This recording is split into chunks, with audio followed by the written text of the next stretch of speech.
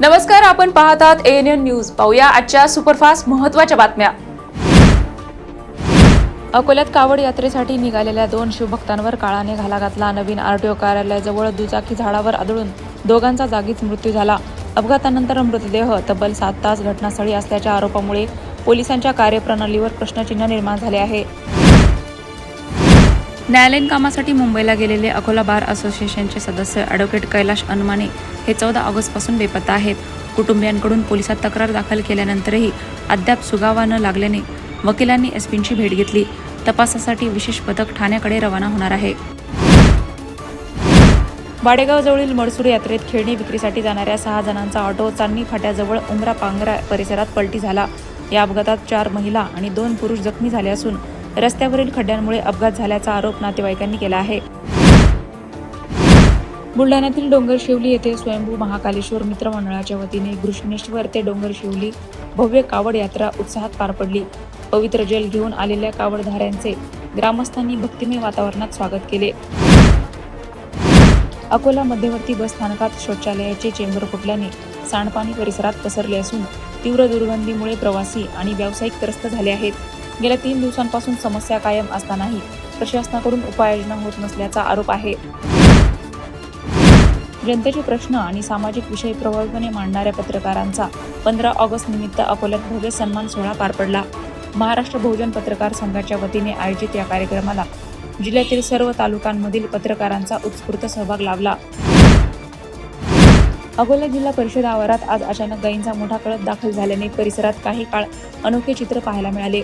या घटनेमुळे शहरातील मोकाट जनावरांचा प्रश्न पुन्हा चर्चेत आला असून प्रशासनाच्या कारवाईवरही सवाल उपस्थित झाले आहेत. पोपटखेड प्रकल्पाच्या पाणलोट क्षेत्रात पाऊस सुरू असल्याने धरणाच्या सुरक्षेच्या दृष्टीने प्रकल्पाचे 2 दरवाजे उघडण्यात आले आहेत. सायंकाळी 6 वाजता दरवाजे अर्ध्या सेंटीमीटरने उघडून नदीपात्रात 22.31 क्युसेक्स पाण्याचा विसर्ग सुरू करण्यात आला. बुलढाणा जिल्हा केंद्रीय सहकारी बँकेच्या निवडणुकीत राजकीय समीकरणांना नवे वळण मिळाले आहे. सर्वपक्षीय सहकार पॅनलने 21 पैकी 12 जागा बिनविरोध केल्या असताना आमदार मनोज कायंदे यांच्या शेतकरी पॅनलने 9 जागांवर उमेदवार उतरवले आहेत.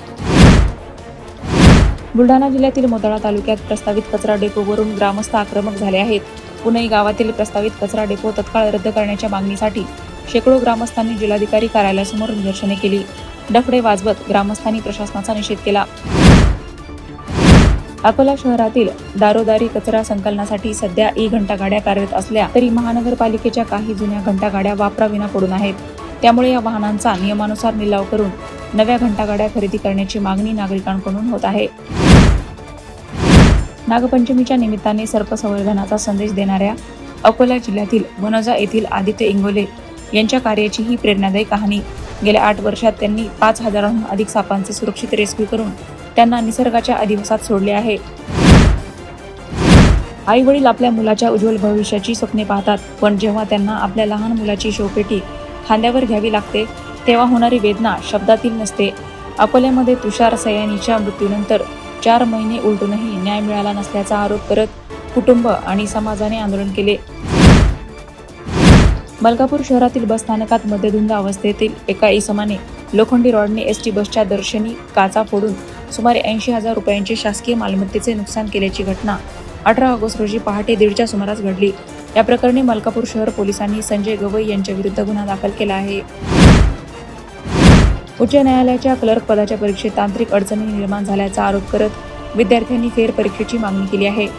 कापशी परीक्षा केंद्रावरील बिघाडामुळे वेळेचे नुकसान झाल्याचा दावा विद्यार्थ्यांनी केला असून अकोला न्यायालयात निवेदने देण्यात आले. अकोट कृषी उत्पन्न बाजार समिती समोरील शेतकऱ्यांच्या विविध मागण्यांसाठी सुरू असलेल्या आंदोलनाला अखेर प्रशासनाच्या लेखी आश्वासनानंतर तुर्तास विराम मिळाला आहे. रविराज मोरे यांचे आमरण उपोषण आणि ब्रह्म पांडे यांचा रास्ता रोको आंदोलन मागे घेण्यात आले आहे. अशाच सुपरफास्ट बातम्यांसाठी पाहत रहा ANN न्यूज. नमस्कार.